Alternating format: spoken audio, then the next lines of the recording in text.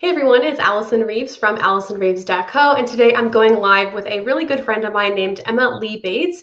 Emma Bates is a blogger and a sales conversion specialist, a copywriting conversion specialist, and I really watched her business grow as she's watched mine grow. We've become friends, and she's gone through a lot of ups and downs, even in just the last couple of years as she's grown. She's really great at getting sales. She's really figured out some things that helped her to get sales more quickly and to scale more easily, and those are just some of the things we're going to be covering in today's interview with Emma Bates. So if you guys are interested in finding out how she has grown into an over 5-figure business, and probably we'll dive into that more on the call today, then just keep watching.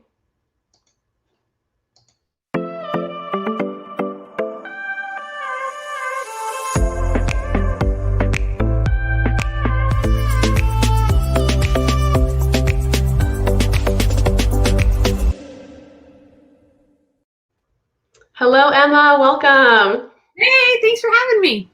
Thank you so much for coming. So Emma, I would love for you just to start out by introducing yourself and adding on to what I've already said, and then I'm going to jump into asking you many questions. I also do have my eyes on the chat, so if you guys have questions or are watching for Emma, then you can let us know, but I'll let you kick it off, Emma. All right, well, I'm Emma Bates. I have had a multitude of online businesses. Started out with a blog called Kids, Cash, and Chaos, renamed it as Emma Lee Bates, then started an agency with my husband called Still Rise Marketing, which has now transitioned to an agency with my friend Kathleen called Amplify now. So I know a lot of different people from a lot of different places, and so people are always like, wait, were you the one that was doing that? And I'm like, yeah, that was a couple of businesses ago. But I live in New Hampshire. We have 3 kids, and I work from home, and we're homeschooling this year. So life is crazy. Yeah, like many others. And tell us the name of your 2 dogs. I have dogs named Peanut Butter and Jelly. The children had a hand in naming them. Love it. Yeah. So you and I met in one of probably many blogging groups that we're a part of. And I don't even remember how we originally connected, but I just started following your content. And then I was a teacher in your summit. And then I asked you to be a co-coach in one of my programs, the Monetization Accelerator program. So we've gotten to know each other pretty well. And one of the questions I have is, I'd love to know if you can talk a little bit about what made you transition from doing Emma Lee Bates as a blog to having the first kind of service-based company that you had. So there were sort of a lot of factors. One was, blogging takes time to see really a return on your investment. And so I was like, I gotta, be making some sort of income as I work on this. Slowly started with some virtual assistant services. And then the other thing was, as I grew and I put a lot of effort into learning how to write good copy, because you have to have good copy to sell yourself as a blogger. I ended up getting a ton of questions from people. People were like, my gosh, this is so much better than you used to write. What are you doing? How did you learn all this stuff? And then that's when I started outsourcing copywriting to people who needed help with sales pages or emails or Facebook ads, that type of thing. That's right. I forgot I hired you to write some sales copy for me as well. Yep. And so can you talk to us about how you got better at copywriting? I actually hired a copywriting coach, somebody who works one-on-one with people, and we met weekly, and he would give me homework. And, he would teach me, we'd get on a call and he'd teach me sort of the next step, whether it was some new formulas or just looking at different pages and, all right, let's break this one down. And really, it was all about practice. I wrote a lot. I wrote a lot of different things. I would make up a product and write about it, or I would develop something new for my business and write about it. But it really, it was a guided practice, and that's how I got better. Yeah, awesome. And so this year's been a really big year for you and everyone. But I'd love for you to kind of start walking us through how you transitioned into your current service-based marketing, starting from even when you and your husband started working together and managing like kids and homeschool. And I can get a little more specific in my questions, but if you can kind of start that story, and then I'm going to dive a little bit deeper. Yeah. So last December, my husband was laid off from his job 3 weeks before Christmas, which was life-changing to say the least. a little bit of a scary time there. I had been the work at home mom. I had 2 older kids who were in school full time, and then my youngest was home part time and in preschool part time. And so, I was out running kids here and there and working in sort of the middle of the day when nobody was home. So we sort of had a big decision to make. Obviously my husband was like, I'm not going to find something in the 3 weeks before Christmas. We can wait till January. And then we got talking about, well, I mean, he has a lot of really good writing skills. He was working as a researcher. What if we started working together? So that's when we decided to start an agency. Our focus was on copywriting and some general marketing stuff. And we started, as of January 1st this year, we started working as Still Rise Marketing. And then the pandemic and my children were closed, and all of a sudden all 5 of us were home all day, every day. And so it really became, I had skills that were easily sold online, and my husband had been support at that point and trying to dive in and learn stuff. And so it was a decision where it was like, all right, so my husband's going to take over being the primary parent, and I'm going to go to work full time. And so that's what we did. And so ever since then, I have been the only breadwinner, and I've been trying to do my best to, build my business up and get it to a point where I am fully supporting our family. And, some months have been better than others.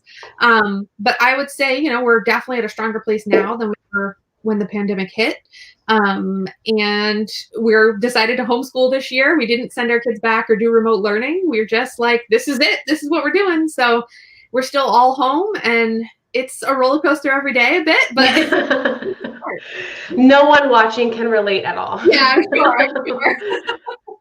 So I know, and you can share as little or as much about this next question as you want to, because I'm getting a little more on the personal side, but there were some definite mindset issues that happened in that transition. And I think whether or not you become the sole breadwinner, like even though my husband and I both very much have like thriving careers, I have grown a whole lot. And so even that new balance of like, okay, now that I'm making X amount and even more than my partner is, like even shifting around responsibilities in the household has been kind of a mindset thing of like, okay, like I cannot be responsible for like all of our meals if I also am responsible for like 50 clients or whatever. So can you talk to us a little bit about adjusting to that mindset and any tips you have for other people who might be having to go through that?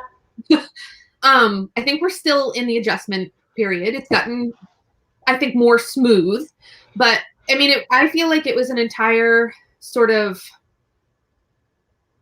just a complete change in the dynamic of our relationship. I mean, my husband has always been incredibly supportive of my business, and he's always taken it very seriously. So there was no like, well, now I'm the one that's working full time. You have to take me seriously. There's none of that, but there was definitely a self-identity shift for both of us. I think we both take turns feeling guilty for what we're not doing. He'll be like, oh, please just tell me again that you don't resent me for not working. And I'm like, just tell me you don't resent me for not watching the children all day, So it was definitely a lot of sort of looking inwards and kind of figuring out what it meant for our family to be switching places, basically. And it's really, I think it's been interesting too for the children. For 11 years, I've been the primary parent. And so everything has always been, Mom, can you do this? Mom, can you help me? And kind of relearning that Mom isn't always available and that, Dad is perfectly capable of doing all of these things. It was a really big shift for everybody. It's really funny now because my youngest, who's 5, like doesn't want me at all. She's always dad. I want to snuggle with you. Can I sit in your lap? And it's sort of like, whoa, like this really took, like, what about Mom? Like I still love my. Yeah. That's a big adjustment. Another thing that changed a lot for you was your systems. Like, so there's this point in business that happens where if you have to kind of invest in systematizing and staffing. You can do it one of 2 ways. You can do it the way that I do it, which is like you grow and you grow and you grow, and then things break and then you fix them. Or you can do what you did, which is knowing that is coming and create the system. So how did you decide when it was time to bring on a business manager, assistants? Like how did you decide when that time was and manage a growing income with growing expenses? We didn't do it very well. I would say it could have been a lot smoother. We did hire an online business manager pretty early on, I think in February, so only maybe a month into our business, which was really good because I did need the support, especially as the month after that it became, I was doing all of the client work myself. She was great. She really helped me get SOPs up and running and build out we use ClickUp for all of our task management, to help me bring that sort of, it was a little more automatic and not everything was manual. But also I was not charging enough. It was a really hard thing to start saying larger numbers when people asked me what my rates were. And so there was definitely struggles with having subcontractors doing work and then not charging the client enough. And all of a sudden you're like, wait, I owe as much as I just made. Yeah. So that was a really big struggle and something it's still a bit hard for me to say, what my hourly rate is. I was at like $30 an hour as an independent virtual assistant. Now, if somebody asks me what my hourly rate is, I'm saying $225, and that is a really big jump. So, I think that could have come earlier, that, when we switched to an agency model, I should have took a much harder look at pricing. But I was, I would say I was flying by the seat of my pants at that point. I had never really been involved with an agency. I've always been just a, solopreneur, freelance person, so it was definitely a really big learning curve to, how you have to structure an agency so that it actually works. Yeah, and can scale. And I think $25 an hour, $30 an hour, even $20 an hour, $50 an hour, like I think all those are good rates. But I think when you become the leader of the people who are under you, at that point, well, I can't charge $30 an hour for my time because I have a team. Like when you get to that point, that's when it's like, well, if you're the one just doing simple tasks, then it's a lot easier to start out that way. But it is hard to scale, especially when you have more clients and people under you. And I know that's something I've been definitely growing into, is like, when do I need, like, what do I need and when do I need it? And it's been so nice to not be responsible for absolutely everything in my business. Hiring an accountant was changed my life. It's amazing. Cool. So another thing I wanted to talk about was another big shift that you went through, where like you're growing, hiring a team, and then all of a sudden one day I remember you saying, like, I'm not going to have enough sales to pay my bills this month, like if I don't get something else in. So there was all this implementation. It was like, oh, I also have to sell, and that it hasn't been happening. So you reached out to me and we kind of talked a little bit back and forth. And so can you talk about that experience and then what the results were from that? Yeah, I think I was caught in the classic cycle of market, bring in clients, have too much client work, so stop marketing. And then all of a sudden you're like, well, these projects are almost over and I don't have anybody in the pipeline. I think it's so typical. And I was like, well, what do I do now? So thank goodness you were there. And Allison really helped me just figure out sort of a system that I still try to do almost every day. I'm not quite as on the ball, but I am still doing it, where, I'm writing engagement posts and reaching out to people and making sure that I'm keeping leads in the pipeline. And I think part of that too is sort of a mindset shift of, I'm not just trying to pay myself. I have a team now. And so I really have to be sure that there's enough work coming in, and then actually outsourcing it to them and making sure that I'm delegating and not trying to do it all myself, so that I do have the time to market the business.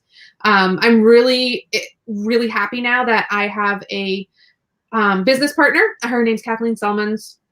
And when my husband kind of became full-time dad, Kathleen and I started talking about, well, maybe we should join up, and we officially signed paperwork in August. So we're still brand new business partners, but it's really nice to have somebody else who also is has been in online marketing. So she's doing her own thing and getting the word out there, and knowing it doesn't all rest on my shoulders. I think it actually makes it easier for me to not feel like so stressed out about it, and to sort of relax into what I write every day.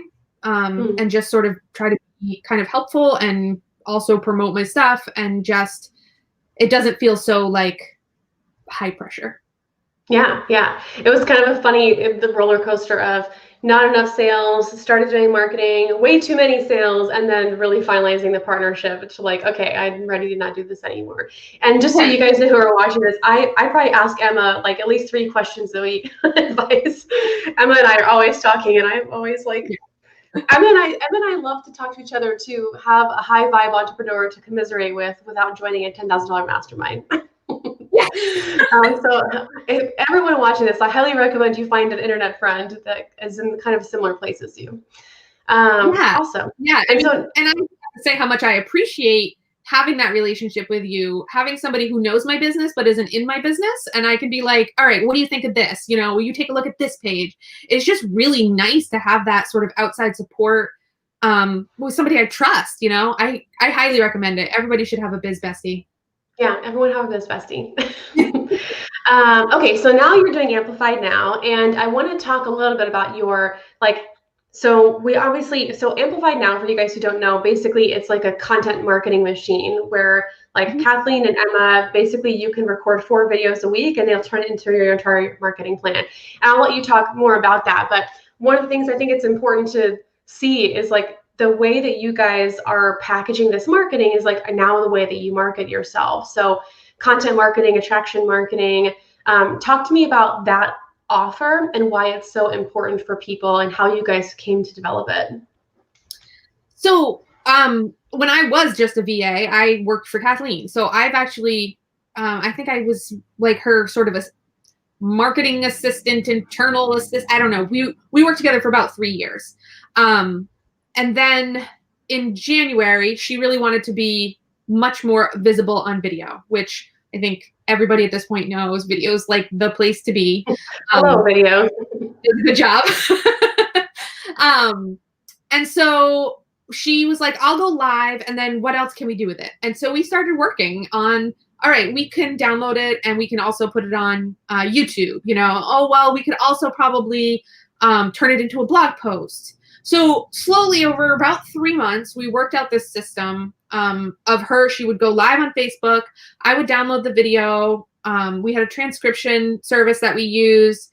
Then I could take the transcript and we could do captions and we could put it on YouTube, and we could take the transcript and make it into a blog post and embed the video. And, you know, so we had this whole thing. And then, you know, all the social media would come from that. So we are using a program called Missing Letter that'll automatically pull quotes, and then you can, you know, go in and approve them. And, you know, so everything was sort of like, she just had to record the video and then I made all the rest of the stuff happen. So suddenly, you know, this 5 to 10 minute video that she was recording twice a week became her entire content strategy. And when we started talking about being business partners, it was really like, you know, this is something that people need. A lot of people who are depending on their knowledge to sell, you know, that's what they're selling. They're selling their knowledge. So they're a coach or a consultant or, you know, course creator, that type of thing. You know, they are busy and they have clients and they have a lot of daily activities they need to do. And content is not on the top of the list, but they need content. They need to be getting out there. And so it was really like, all right, we can make this process work for anybody. So let's put it together into a package that we can sell. You know, it's a monthly rate, and you record 4 videos, you get 4 blog posts, you get 4 YouTube videos, you know, can put it on Instagram or TikTok even. You know, it's a way to be everywhere without having to spend hours of your own time. Yeah, I love that. So in the recording the 4 videos, like how many like social media posts does that come with? Like if I was going to hire you guys to do this, like how many posts can I expect? Like all platforms basically. Oh my gosh. I think we figured out that in an hour of your time, we can usually record 4 different topics. So it would be 4 different videos. And then it ends up being 52 pieces of content. Wow. It would be 4 full-length videos that would share on Facebook and YouTube, and 4 blog posts. And then it's, what is it, like 12 social media posts on Facebook, Twitter, LinkedIn, 4 on Instagram, so it's exponential from the amount of time you put in. Yeah. Oh, that's amazing. Awesome. Cool. So you've grown a lot. Congratulations. What advice do you have for new people getting started? Because I feel like one of the things that I want to help people like shortcut is like had a blog and had 3 other businesses before really landing on the one that like it sets your soul on fire, works really well for you. You have this partnership. So do you have any advice for people on like figuring out kind of like their one thing or their superpower? I think my biggest piece of advice is it's okay to pivot. I think people get stuck in, well, I started this, so this is what I have to do now. And that's not true at all. Being online, you can reinvent yourself every day. I mean, it's not the best marketing idea, but and so if you've started something and you're like, this isn't perfect, then, give it a twist or start something different on the side and build up that thing. You don't have to stay stuck in what you've originally started. I changed my blog name 3 times. I, have done the VA thing, and now I'm in the agency thing. They're all related. There's definitely a continuity, but it is just taking that ability to pivot and start being known for something else. Don't be afraid of it. Yeah, I love that. I think that's really great advice too. I think what your story kind of highlights something I recommend for people often, which is like, yes, like you're starting the blog and the blog is going to make money, but it's okay to like say yes to other opportunities. When I was building up Allison's Notebook, I started getting a bunch of Facebook ads clients. And I realized like, oh, that's what's bringing in the money. So I need to prioritize that. And if I miss a couple weeks of blog posts, like that's okay because I'm in it for the long term. And I think I can think of 2 other success stories from the Monetization Accelerator program, Melissa being one, where her blog was making like maybe $30 a month in ads, like, which is not nothing, might have been a little bit more than that. But then within, 30 days or so, she was making like $1,000 a month in VA work, which basically like that increased her income quite a lot. And then, I mean, her full-time income was bringing in like maybe $30,000. So what is this guy doing? When did that happen? And then as far as pivoting, you remind me of a Chrissy, who she also did a program and had a blog that was getting like 10,000 page views a month, which is not nothing. And more than half of that was Google. So it was like stable, steady traffic. And it wasn't until the very end of the program when I finally kind of forced her to launch because she kept changing her mind about her opt-in to avoid launching. So when I finally like forced her to launch, she realized, her and her husband, like that this isn't what they wanted to be doing anymore. Yeah. They wanted to start, and they felt within a period of like 24 hours really clear on what the blog was they really wanted to work on. And then they knew exactly how they wanted to monetize it. And sometimes you don't know that until you take action. So I think your story is a good example of that too, which is like just take action, and that's what gives you the clarity. Yeah, no, I absolutely agree. And I think part of it, online is so new for most people, working online, build business online. And sometimes if you don't just take a jump and be like, all right, I'm going to try it, you don't know what the possibilities are. And it's really hard to get perfect that first time. And just taking action, no matter how imperfect, is going to give you such a better idea of what is possible. And I think it's just, do it scared. Yep. And then my last question, is there anything you wish you'd known before getting started? Oh, God. So much. I guess probably 2 things. One is, how much work a blog actually is. I think so many people just paint it as this rosy picture. It's so easy. And you get in it and you're like, oh my God, I have to learn SEO. I have to learn copywriting. I have to learn graphic design.